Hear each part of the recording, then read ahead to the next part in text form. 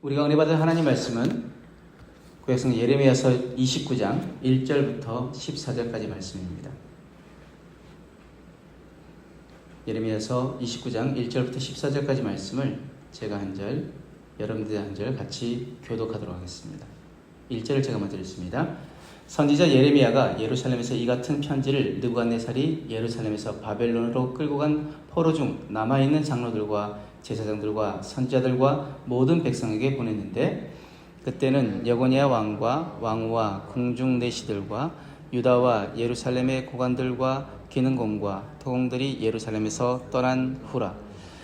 유다 왕 시드기야가 바벨론으로 보내어 바벨론의 왕 느부갓네살에게로 가게 한 사반의 아들 엘라사와 힐기야의 아들 그마랴 편으로 말하되, 만군의 여호와 이스라엘의 하나님께서 예루살렘에서 바벨론으로 잡혀가게 한 모든 포로에게 이와 같이 말씀하시니라. 너희는 집을 짓고 거기에 살며 텃밭을 만들고 그 열매를 먹으라. 아내를 맞이하여 자녀를 낳으며 너희 아들이 아내를 맞이하며 너희 딸이 남편을 맞아 그들로 자녀를 낳게 하여 너희가 거기에서 번성하고 줄어들지 아니하게 하라. 너희는 내가 사로잡혀가게 한 그 성읍의 평안을 구하고 그를 위하여 여호와께 기도하라. 이는 그 성읍이 평안함으로 너희도 평안할 것임이라. 만군의 여호와 이스라엘의 하나님께서 이와 같이 말하노라. 너희 중에 있는 선지자들에게와 점쟁이에게 미혹되지 말며 너희가 꾼 꿈도 고지 듣고 믿지 말라. 내가 그들을 보내지 아니하였어도 그들이 내 이름으로 거짓을 예언함이라. 여호와의 말씀이니라. 여호와께서 이와 같이 말씀하시니라. 바벨론에서 70년이 차면 내가 너희를 돌보고 나의 선한 말을 너희에게 성취하여 너희를 이곳으로 돌아오게 하리라. 여호와의 말씀이니라. 너희를 향한 나의 생각은 내가 안하니 평안이요 재앙이 아니니라. 너희에게 미래와 희망을 주는 것이니라. 너희가 내게 부르짖으며 내게 와서 기도하면 내가 너희들의 기도를 들을 것이요 너희가 온 마음으로 나를 구하면 나를 찾을 것이요 나를 만나리라. 이것은 여호와의 말씀이니라.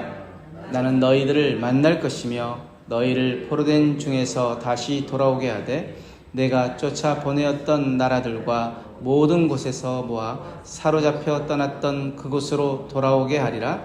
이것은 여호와의 말씀이니라. 아멘.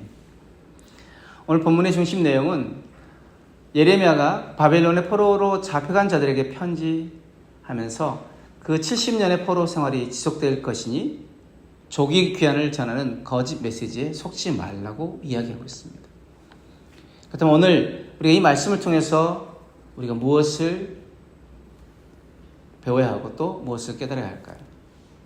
1절의 3절 말씀 가운데 예레미야는 바벨론의 포로로 잡혀간 백성에게 편지를 보냅니다. 엘라사와 그마랴는 시드기야 왕의 특사로 바벨론에 파송된 자들이지만 왕실이 불편해하는 선지자 예레미야의 편지를 은밀히 품고 있었습니다.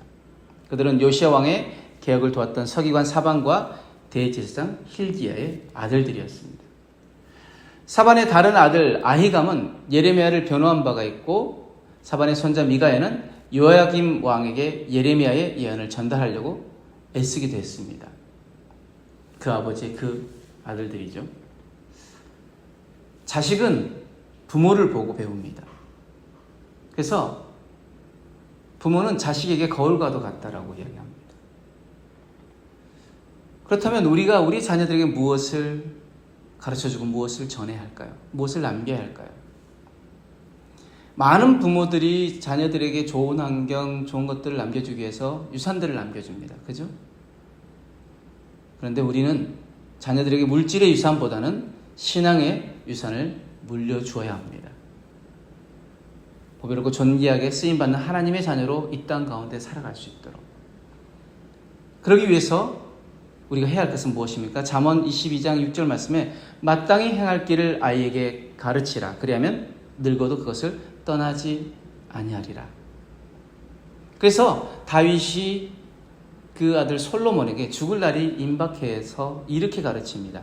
열왕기상 2장 1절에 3절 말씀에 다윗이 죽을 날이 임박하며 그의 아들 솔로몬에게 명령하여 이르되 내가 이제 세상 모든 사람이 가는 길로 가게 되었노니 너는 힘써 대장부가 되고 내 하나님 여호와의 명령을 지켜 그 길로 행하여 그 법률과 계명과 율례와 증거를 모세의 율법에 기록된 대로 지키라. 그리하면 내가 무엇을 하든지 어디로 가든지 형통할지니라.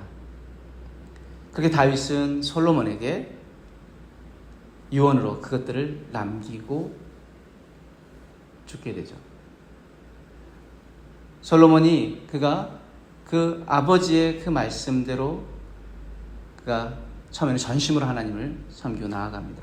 비록 그 말년에 다른 이방 여인들 때문에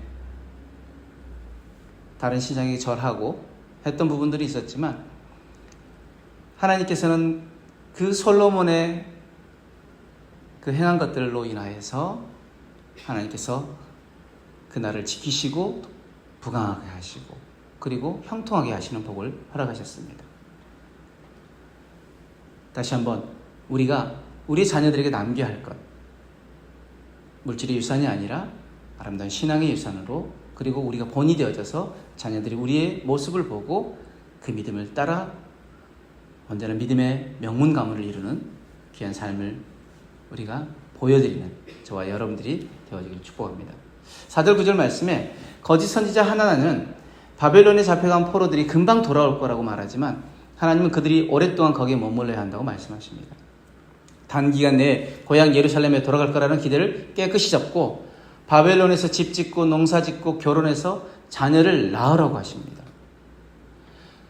왜냐하면 포로 생활이 당대에 끝나지 않을 것이기에 바벨론에서 정착하고 번성하여 민족의 명맥을 유지하라고 명령하십니다. 바벨론이 안정되어 그들도 번성할 수 있기 때문에 바벨론의 평안을 위해서 기도하라고도 말씀하십니다.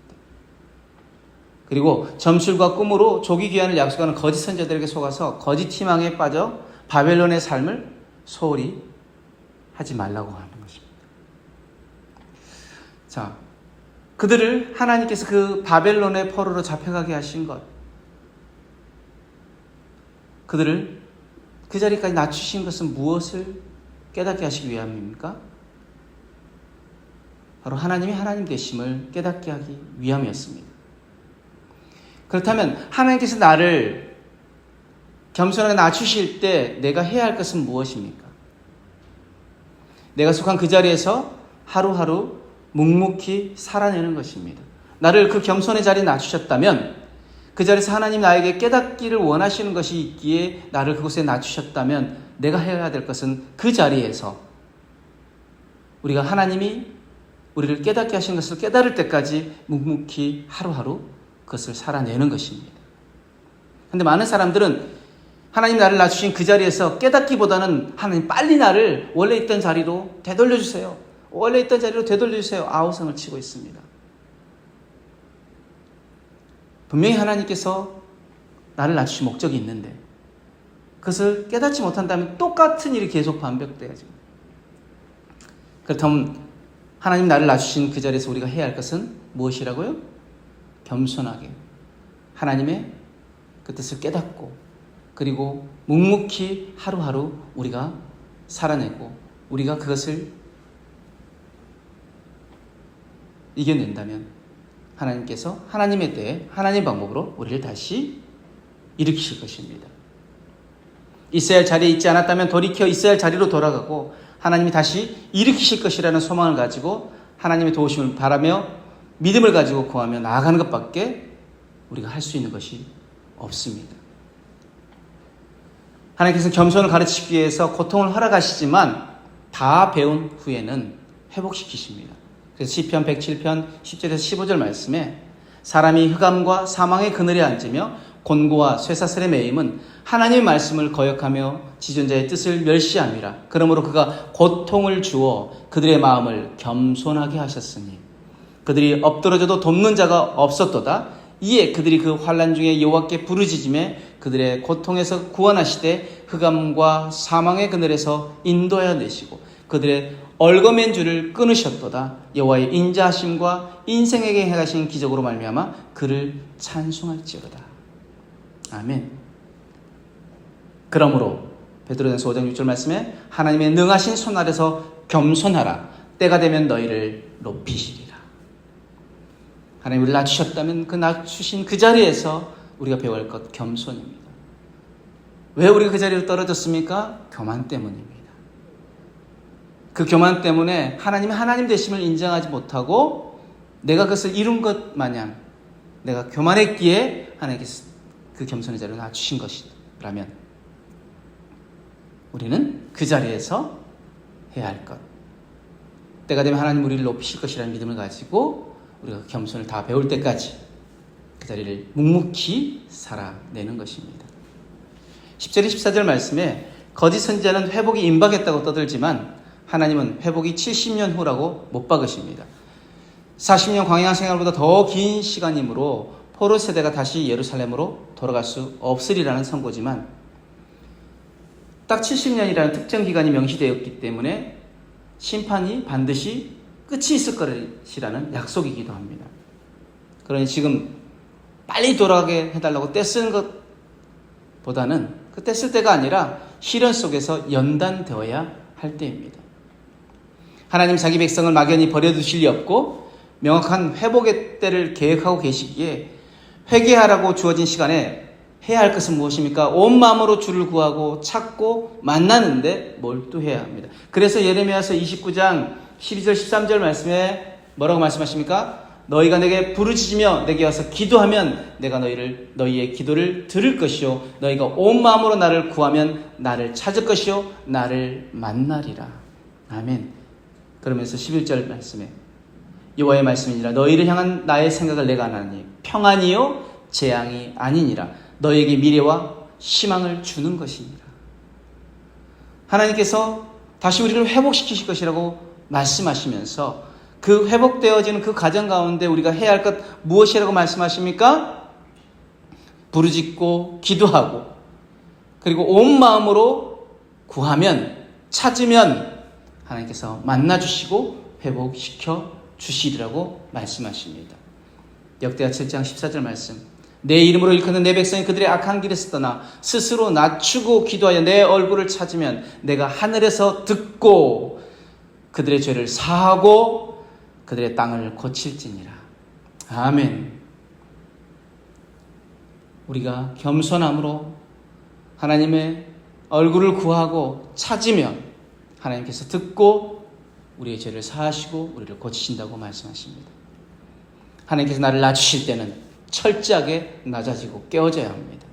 제가 올해 설교했던 그 말씀 가운데 깨어짐이 복이다라는 말씀 가운데 그 말씀 중에서 제가 이렇게 그 말씀에 결론을 맺었는데 하나님 우리를 사랑하신다. 그래서 그분은 우리에게 가장 좋은 것을 주시기 원하신다.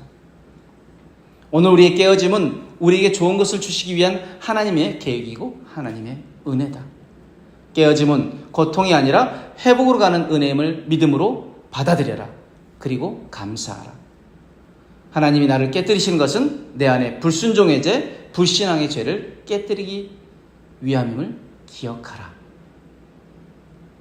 그래서 믿음의 사람들에게 깨어짐은 복이며 그 깨어짐으로 하나님의 자녀로 온전히 회복시키시고 다시 세움을 받기에 감사하라 라고 말씀을 전했었습니다.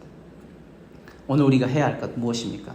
하나님께서 우리를 그 낮아짐의 자리로 낮추셨다면 우리의 교만했던 것을 우리가 회개하고 겸손함으로 우리가 배워야 할 것을 다 배울 때까지는 인내의 시간이기에 우리가 해야 할 것은 무엇입니까? 참고 살아내고 견디면서 하나님의 얼굴을 구하고 찾고 하나님께 부르짖는 것입니다.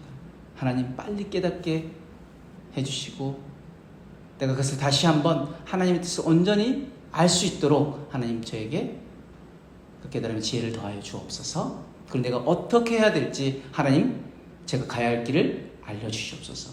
그리고 그 알려주신 하나님의 길을 내가 믿음으로 순종할 수 있는 힘을 달라고 우리가 기도한다면 하나님의 때에 하나님의 방법으로 우리를 다시 세우시고 회복시키실 것입니다. 그 은혜를 온전히 누리는 저와 여러분들의 삶이 되어지길 주님으로 축복합니다.